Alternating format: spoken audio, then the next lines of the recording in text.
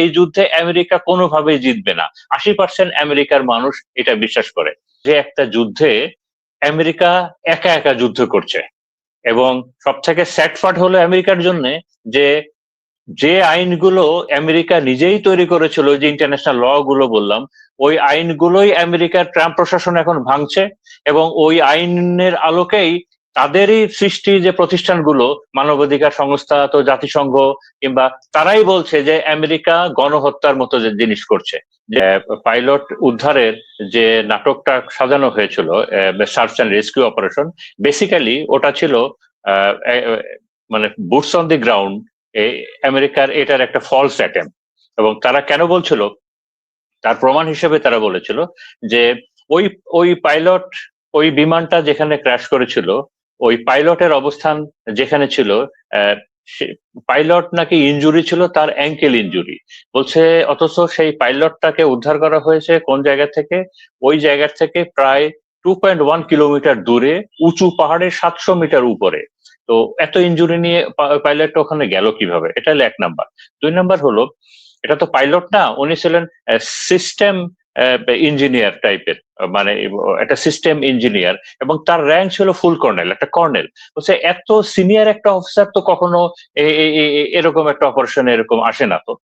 আর দ্বিতীয়ত হলো যে নর্মাল একটা টেন্ডেন্সি আছে না, যে একটা এরকম একটা বিশাল উদ্ধার করা হলো একজনকে, এটা বিশাল গৌরবের বিষয়, তাকে তো মিডিয়াতে দেখানো হয়, তারপরে তার ইন্টারভিউ নেওয়া হয়, তার বিভিন্ন জিনিস। আমরা কি কোথাও কোনো মিডিয়াতে তার ছবি দেখেছি, তার ইন্টারভিউ দেখেছি? এবং তার থেকে বড় কথা, ওই পাইলটের নাম কি সেটা কি, যাকে উদ্ধার করা হয়েছে তার নাম কি সেটা কি আমরা জানি? পৃথিবীর কেউ জানে? তা বলছে না। এবং একই সাথে বেশি সারপ্রাইজিং যেটা হলো যে ও তাকে উদ্ধার করার জন্য ট্রাম্পের ভাষায় 155টা যে এয়ারক্রাফট ছিল, এবং ওই এয়ারক্রাফটের জন্য যে বেসটা করা হয়েছিল, একটা একটা টেম্পোরারি একটা আপনার একটা এয়ার বেস করা হয়েছিল, যেটা ছিল প্রায় 200 মাইল দূরে।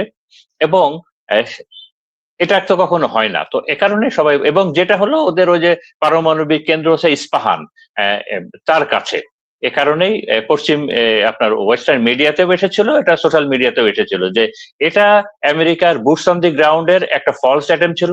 তাদের একটা এম ছিল যে ইস্পাহানে যে ইউরেনিয়াম, এনরিচড ইউরেনিয়াম আছে, যে 460 কেজি, এইটাকে ক্যাপচার করা, বাট এটা টোটালি ফেল করেছে। এবং যেটা স্যাটেলাইট ইমেজ থেকে অনেকে বলেছে যে এটা ইরানের অনেকটা স্পোকসম্যানের কাছ থেকে এসেছে, এবং স্যাটেলাইট ইমেজ থেকে ওখানে বলেছে যে ওইখানে ওই দিনে নাকি প্রচন্ড গোলাগুলি হয়েছে ইউএস আর্মি এবং ইরানিয়ান আর্মির ভেতরে, এবং সেদিনে অনেক হতাহত হয়েছে, এবং এই সম্পূর্ণ বিষয়টাকেই চেপে যাওয়া হয়েছে। এটা ট্রু। তো এ কারণেই বলেছেন যে এই যে আমেরিকা বুটস অন দি গ্রাউন্ডের যে প্রিপারেশন নিয়েছিল, এটা অ্যাবসলুটলি এই উদ্দেশ্যটা কোনোভাবেই ইরানে কাজ করবে না।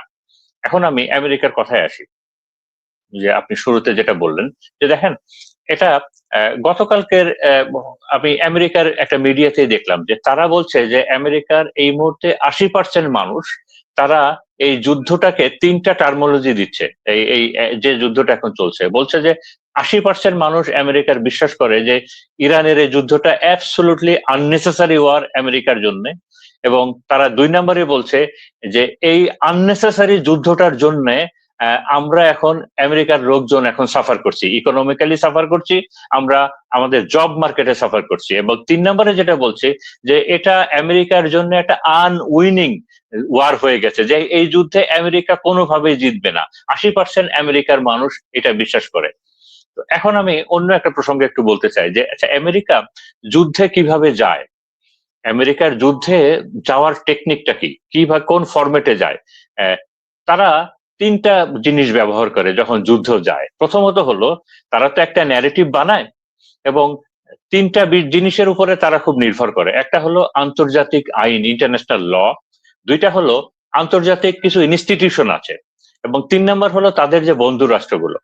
তো এই যে আন্তর্জাতিক যে আইনগুলো আছে, ইন্টারন্যাশনাল ল, এই আইনগুলো আমেরিকারই ড্রাফট করা, তাদের সুবিধা করার জন্য এই আইনগুলো তারাই বানিয়েছে। এই যে বিভিন্ন ধরনের আন্তর্জাতিক আইন, তো এই আইনগুলোই তো তারা একটা ন্যারেটিভ তৈরি করে যুদ্ধে যাওয়ার আগে।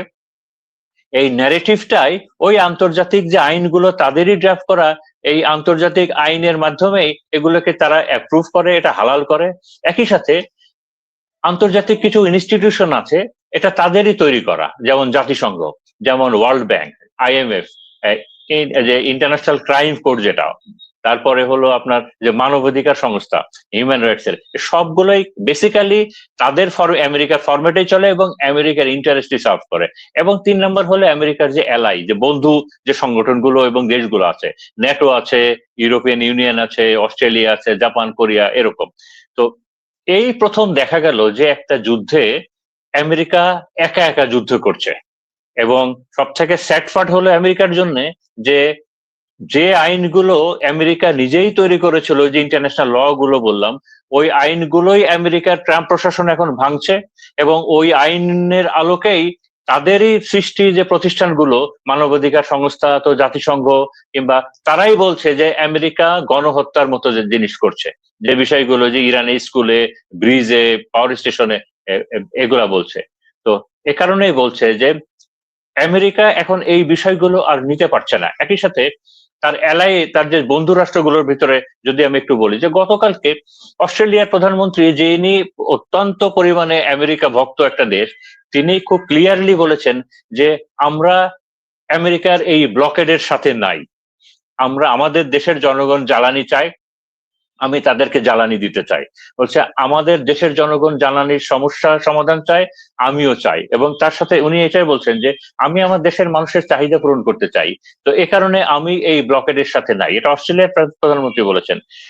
এর সাথে ব্রিটিশ প্রধানমন্ত্রী, মানে ইউরোপের যারা আছে, ব্রিটিশ, ফ্রান্স, তারপরে জার্মানি, ইটালি, স্পেন তো আছেই, তারাও এখন এই ব্লকেডের সঙ্গে নাই। এন্টার ইউরোপ এই ব্লকেডের সঙ্গে নাই, এবং তারা এই ব্লকেডটা চায় না। জাপান, কোরিয়া তো চাই না, ওরা তো অনেক আগেই বলেছে।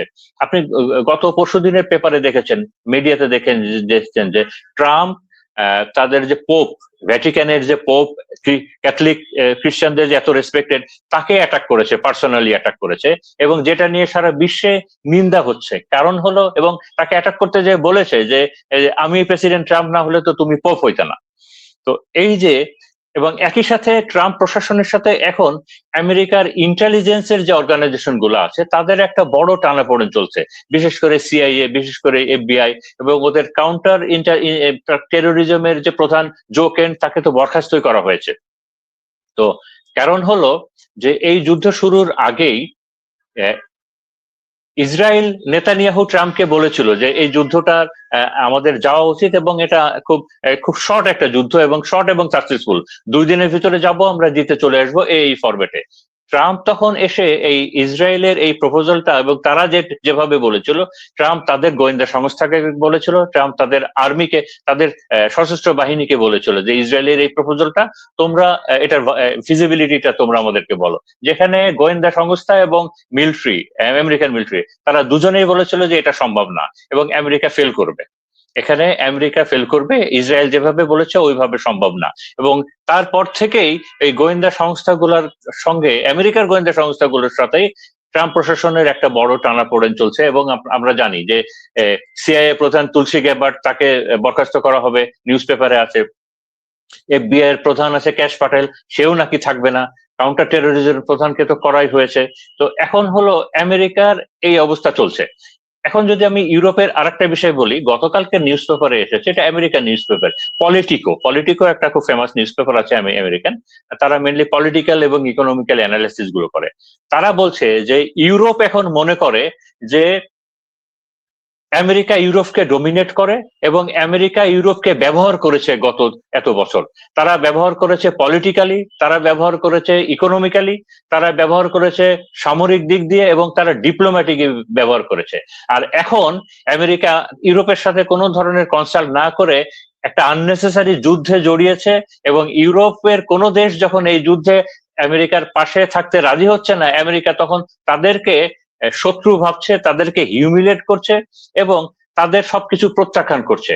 তো এখন এই পত্রিকার ভাষ্য মতে বলে যে ইউরোপ এখন মনে করে যে ভবিষ্যৎ ইউরোপের জন্য আমেরিকা হলো তাদের একটা শত্রু, আমেরিকা তাদের বন্ধু না, এবং ভবিষ্যৎ ইউরোপের জন্য আমেরিকা ইজ এ থ্রেট, এবং ভবিষ্যৎ ইউরোপের জন্য আমেরিকার রাশিয়া চীনের থেকেও বড় থ্রেট। এবং আপনারা হয়তো জানেন যে গত পরশুদিন হাঙ্গেরিতে ইলেকশন ছিল, এবং হাঙ্গেরির যে গত প্রায় 13-14 বছরের প্রেসিডেন্ট ছিল ভিক্টর অরবান। এই ভিক্টর অরবান হলো প্রচন্ড পরিমাণে ট্রাম্প এবং নেতানিয়াহু ভক্ত, প্রচন্ড পরিমাণে। এবং এই তাকে পাশ করানোর জন্য নেতানিয়াহু এবং ট্রাম্প অত্যন্ত চেষ্টা করেছিলেন। এবং ইউরোপিয়ান ইউনিয়নে ইসরায়েলি এজেন্ডা যাতে বাস্তবায়ন হয় সেটা ওই ভিক্টর অরবান দেখতেন। এবং ইউরোপিয়ান ইউনিয়নে যদি কখনো এমন কোনো প্রপোজাল যেত যেটা ইসরায়েলির স্বার্থের ক্ষতি করে, তখন এই ভিক্টর অরবান সেটাতে ভেটো দিত। তো তাকে হেরে যেতে হয়েছে, মানে সেই ইলেকশনে পাস করতে পারে নাই। আমেরিকা, ট্রাম্প এবং নেতানিয়াহুর এত চেষ্টা সত্ত্বেও, তার মানে থিংস আর চেঞ্জিং, মানে ইউএস এর এবং ইসরায়েলের পক্ষে কোনো কিছুই যাচ্ছে না। এবং আপনারা